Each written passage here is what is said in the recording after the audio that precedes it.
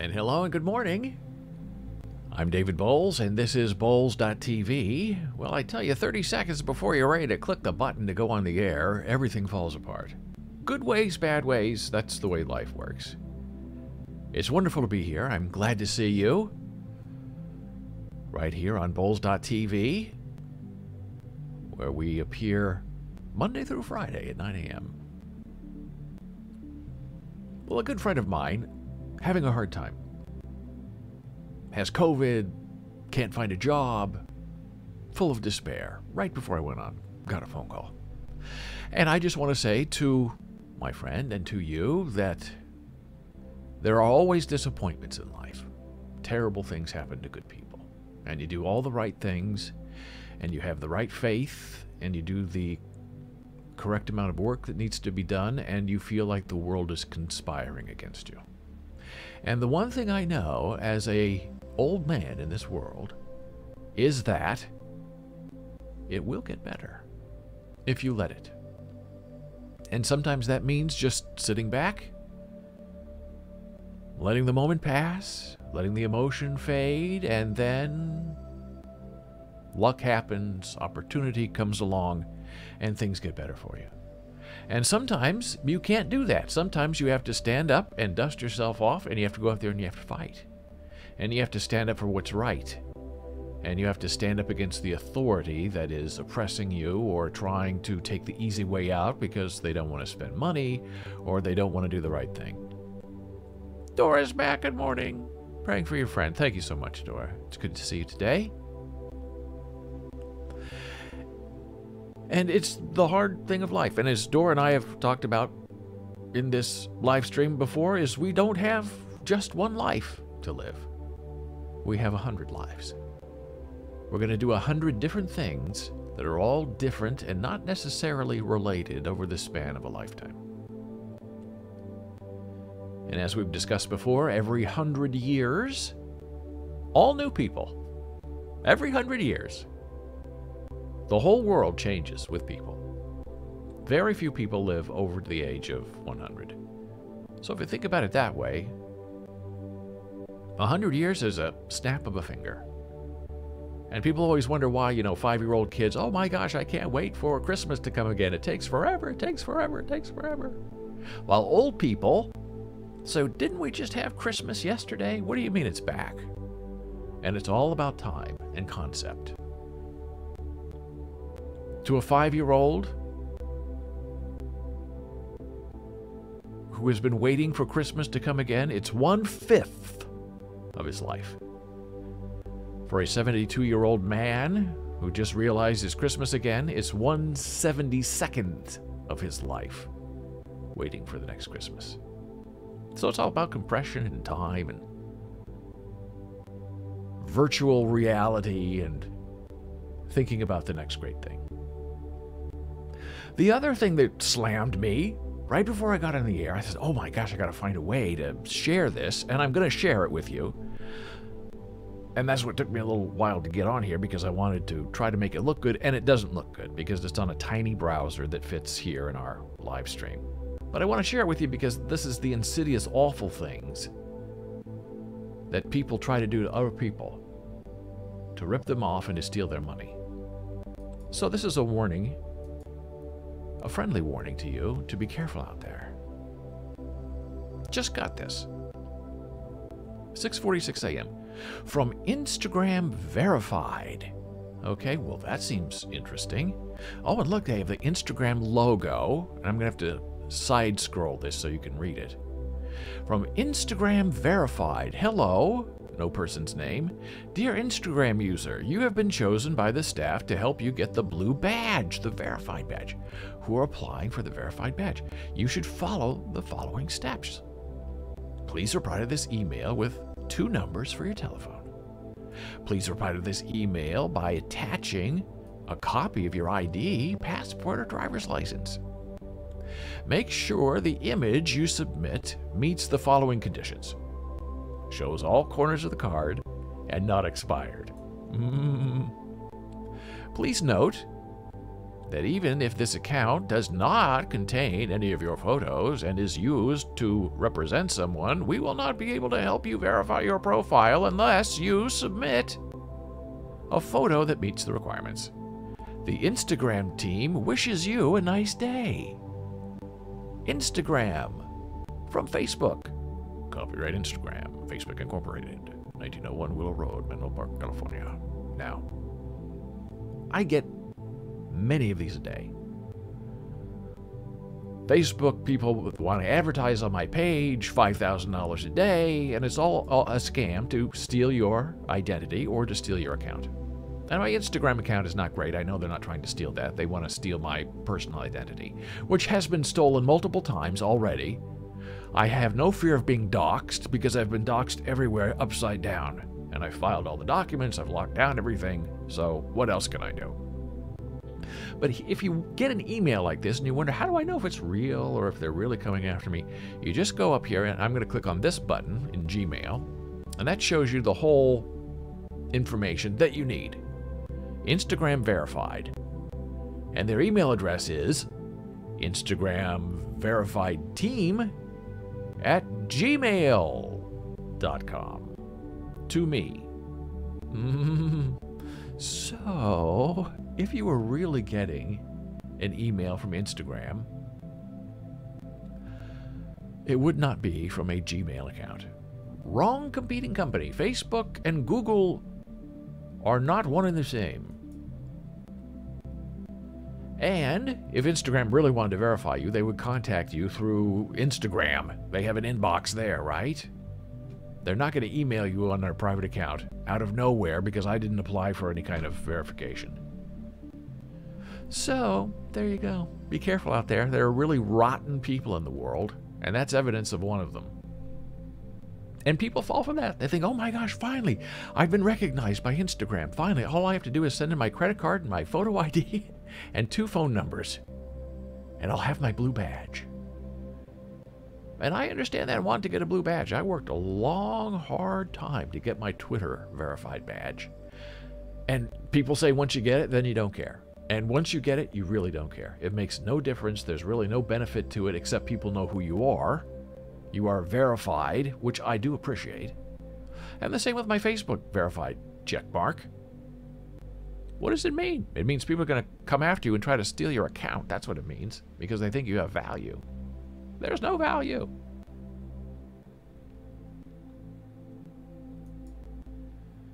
So here's a very interesting story about sniffing. We talked about DNA sniffing. I guess that's our theme this week, is noses.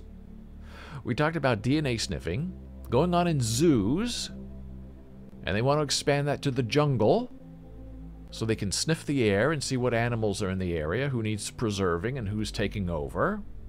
And then we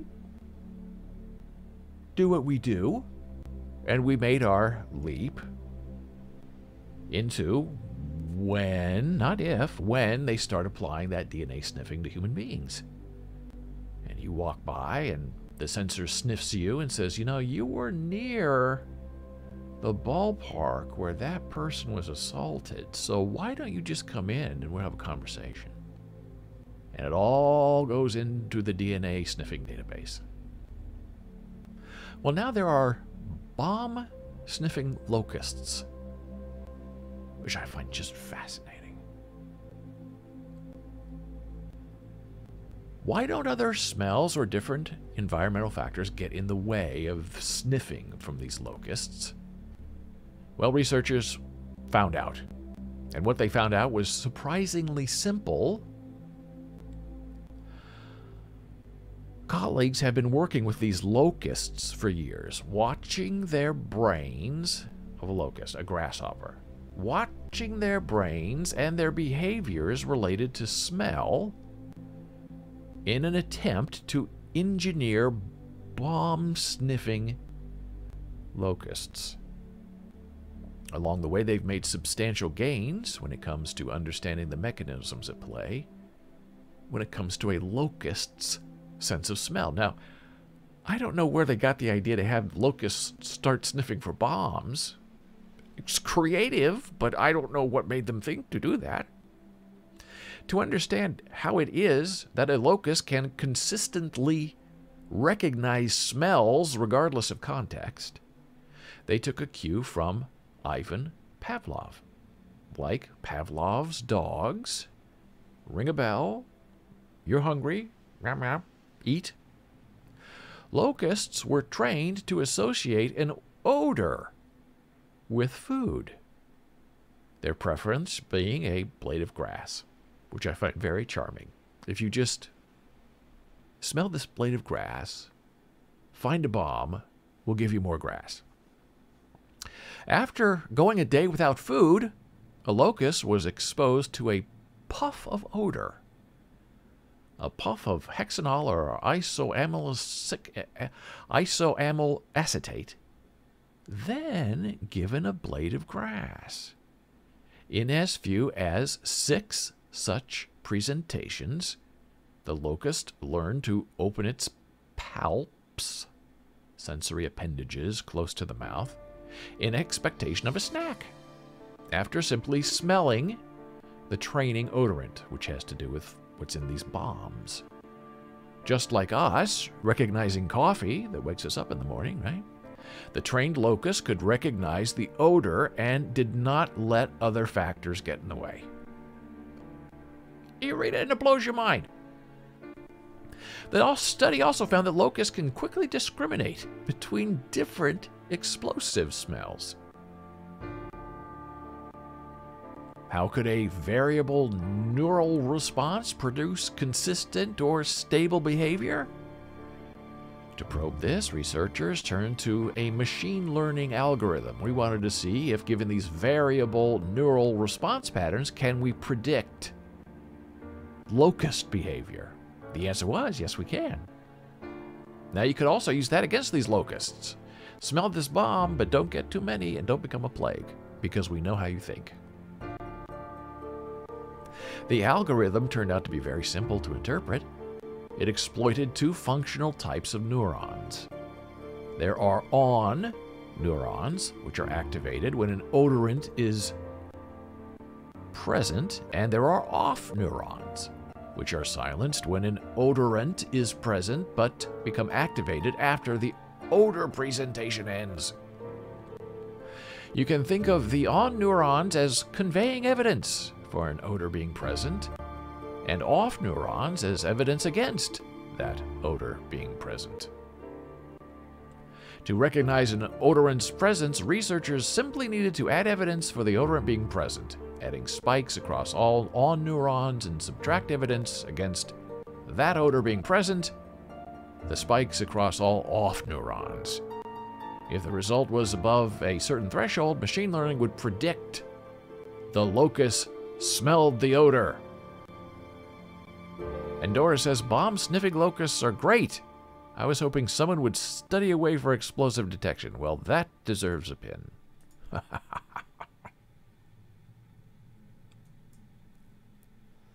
So it seems you can put these locusts in the field and listen to their brains and their on and off switches. And if their brain is going on and off, their sniffing's going on and off, you know, and they're hungry. Must be a bomb nearby. We were surprised to find that this simple approach is all that was needed to robustly recognize an odorant. It's the same as shopping for a shirt.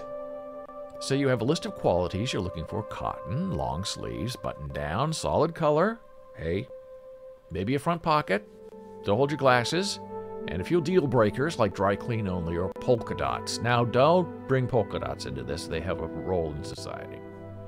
You may get lucky and find a shirt that is precisely what you're looking for, but more pragmatically, you would make a purchase as long as many of the features you're looking for are present and the majority of features that are deal breakers are not present.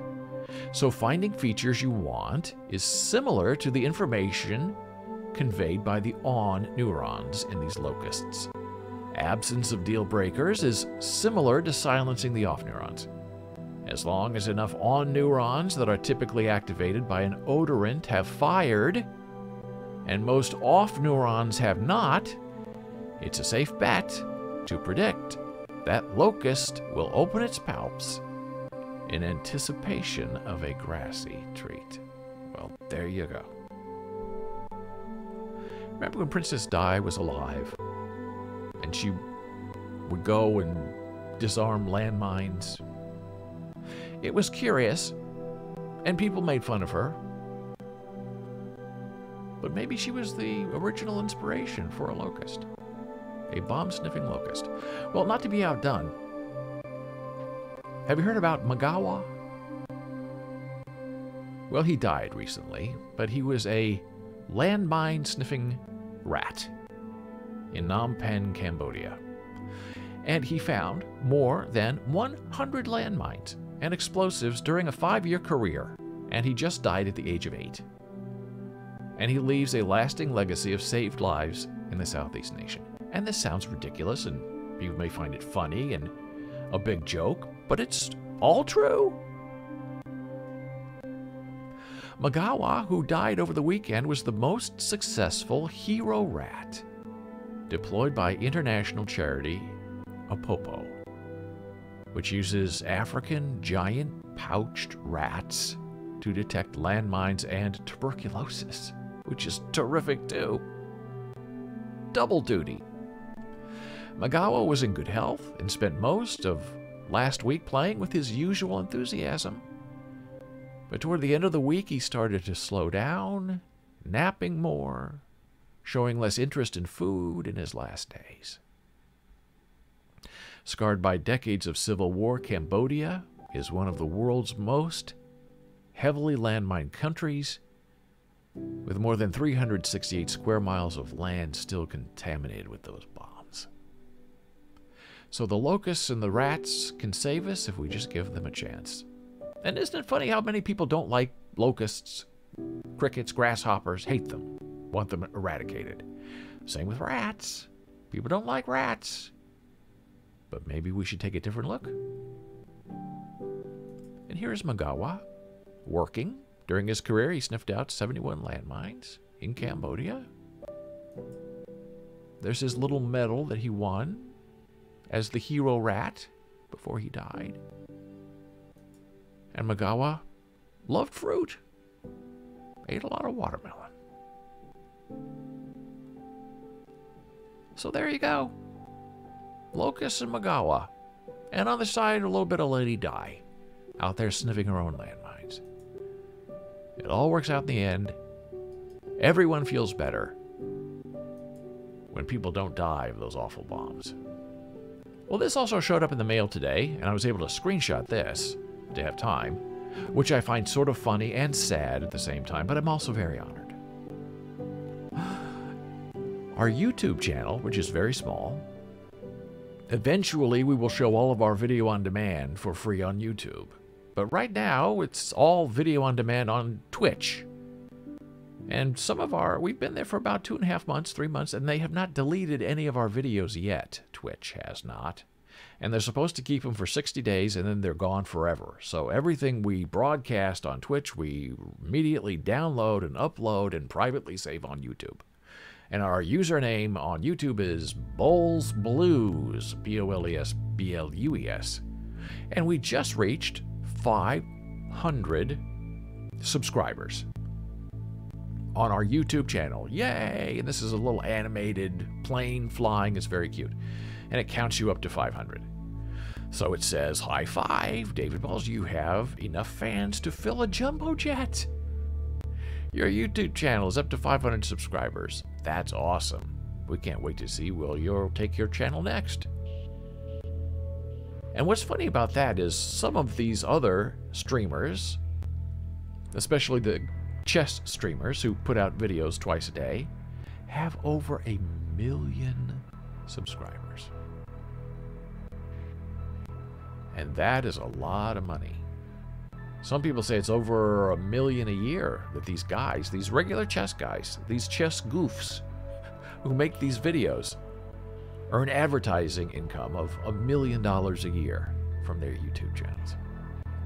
Well, we're not there yet, but we have 500. And just so you know what I'm talking about, this is our YouTube channel, currently sitting at 516 subscribers. And we have a whole new promo that I made yesterday. I don't know if you've seen it yet. I'll see if I can reload this page and see if it will play. It should, and it is closed caption. That's YouTube, not Twitch.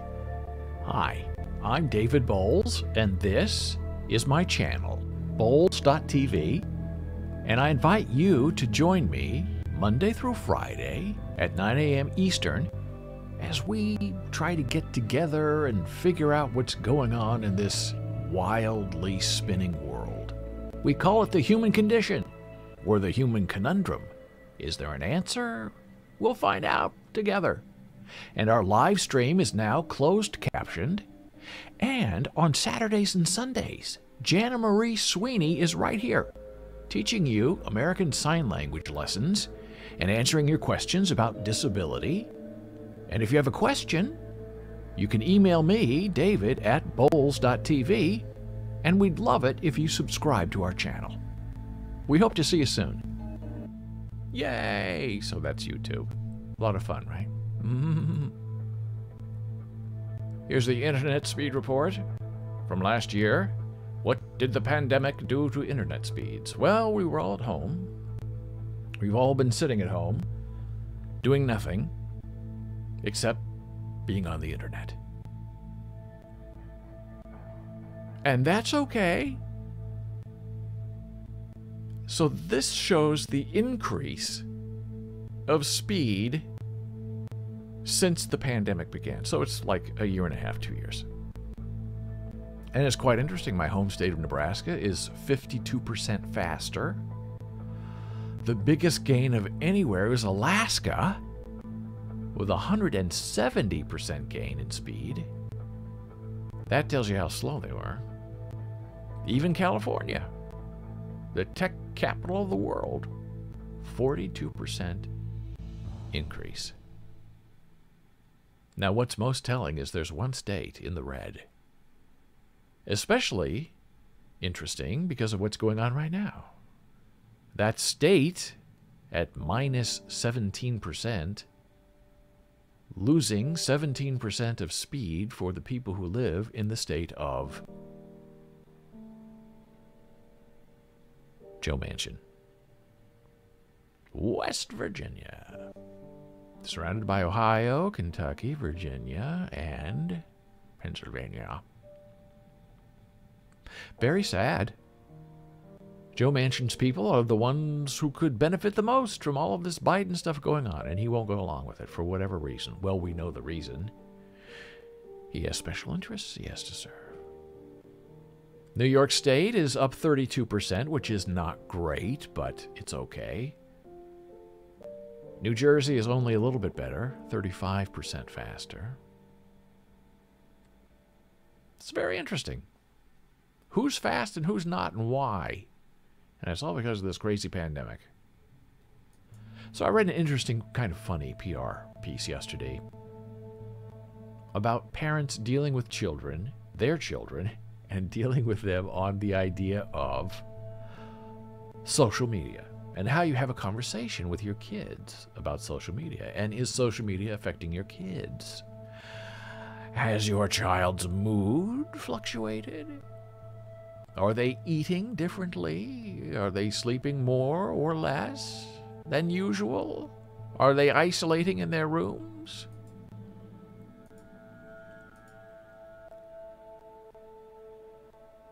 Those are some of the signs parents should be aware of and be prepared to talk about with their kids. You can open a dialogue with your kids' social media use and stress the importance of using I rather than you statements. Now, when we get into that kind of nitty-gritty, don't say this, say that, don't do this, do that. When you're talking with your kids, it seems distancing to me. It seems calculating and clinical. And that's good for a doctor. I'm not sure if that's good for a mom. I'm going to use I statements instead of you statements in this conversation. And you don't have to say that just when you start. That's not how my mother speaks. Instead of, you're on Instagram way too much, and that's bad for you. Why don't you try this instead? Hey, I noticed this, and I'm really worried. Can we talk about it? If they're not willing to talk at the moment, let them know you'll be there when they feel ready. I don't know, that just, it strikes me as being very phony. But maybe I'm wrong. Maybe this is the right way to approach it. What do I know?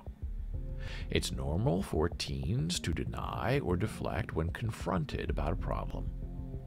The key is to express your concerns and ask if they want to talk. Offer to help, and then leave it alone. Berating will make a young person shut down.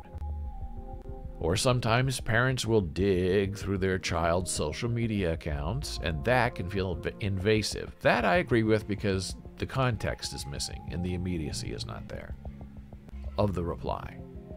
The approach has to come from a place of caring and concern rather than something punitive and accusatory. Good luck with that one. There are parents who just live to accuse. Not just accuse, but convict. If it's clear social media is affecting a child's mental well-being, parents could recommend taking a break to see how their child feels without the social media, or suggest deleting the account altogether. There are some kids who can't break the cycle, and sometimes it takes the parent to help with that. Now, will that work? Why don't you take a break from Facebook or TikTok, and we'll see how you feel without it. Well, I feel terrible. Well, why don't we just delete it then? Because it's obviously not making you happy. But I'm happy when I'm on.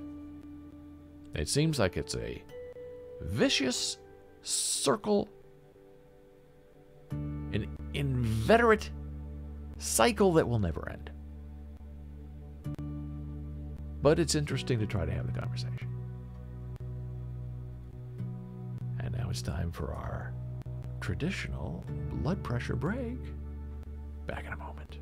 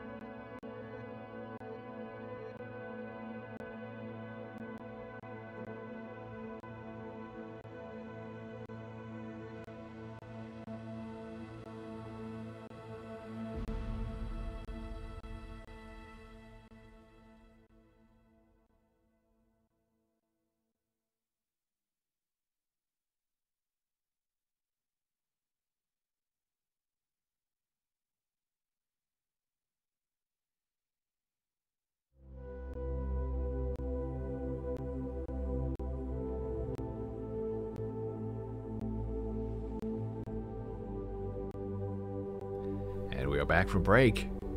I'm David Bowles here on Bowles.tv. Jana Marie, my beautiful, lovely wife of 33 years, will be here on Friday at 10:15 a.m. around there to give you a formal and wonderful lesson in vegetables. You'll be learning new signs for vegetables in American Sign Language. And then on Saturday and Sunday at 11 a.m. Eastern, she will be here to also give you some hardcore ASL lessons. Our website is hardcoreasl.com. And she'll talk about disability and opportunity and the ADA and all the interesting things that go on with the life of the disabled. So maybe you'll join her. And it's very accessible. She does the whole show in sign language, but she types and she chats and she finds a way to communicate. So if you have a question, show up and give her a holla.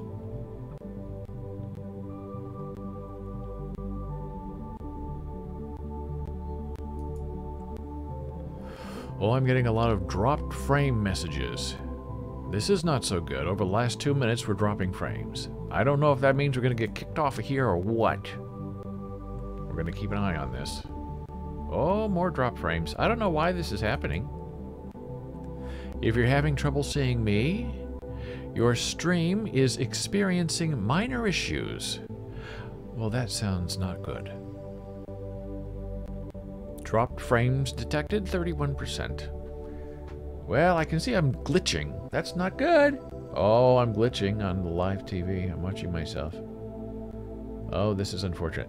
Now, I don't know what you're supposed to do in this situation. Are you supposed to stop the stream and restart the stream? Or do you just kind of sit here very quietly and not move and hope that things will resolve itself? Maybe this is where we close our eyes and say a silent prayer. It's really fascinating trying to figure out what changes with these dropped frame rates.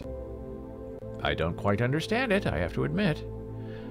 Let's see, what else is our bit rate is very low.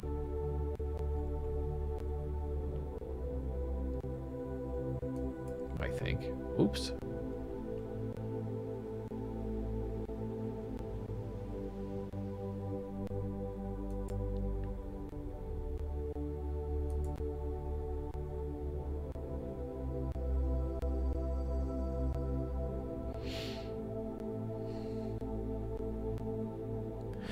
Thank you, Dora. I really appreciate that. I'm just sitting here trying to figure out what to do. If we keep going on and see if it will pass, or if it's going to start barfing on us again.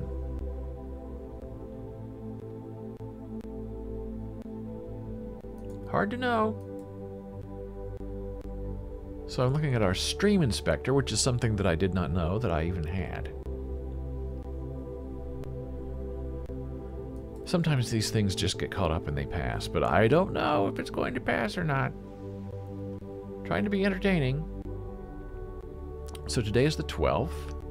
Yesterday we had no unstable events.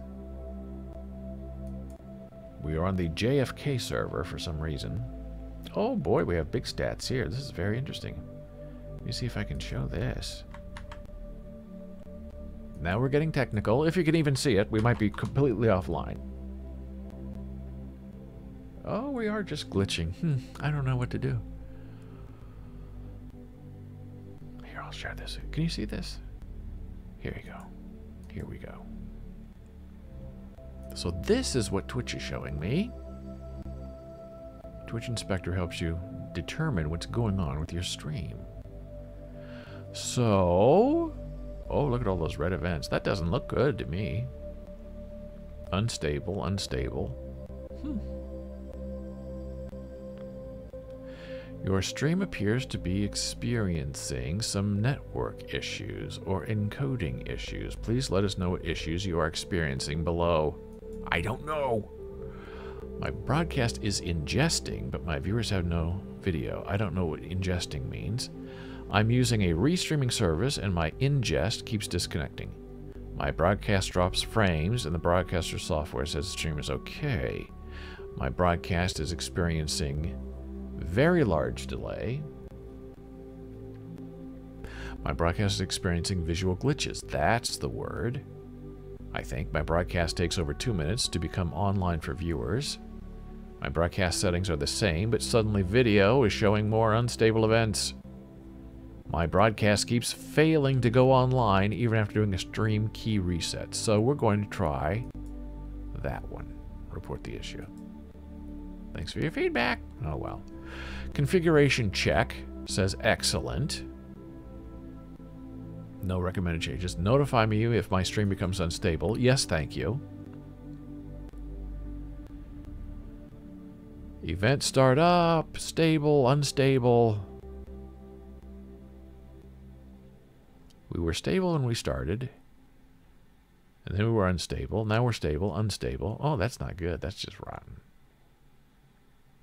15 seconds. Oh, this is the whole minute by minute, blow by blow of the stream.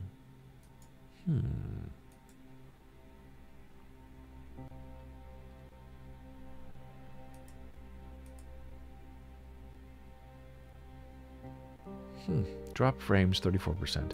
Well, I tell you. I think what I'm going to do is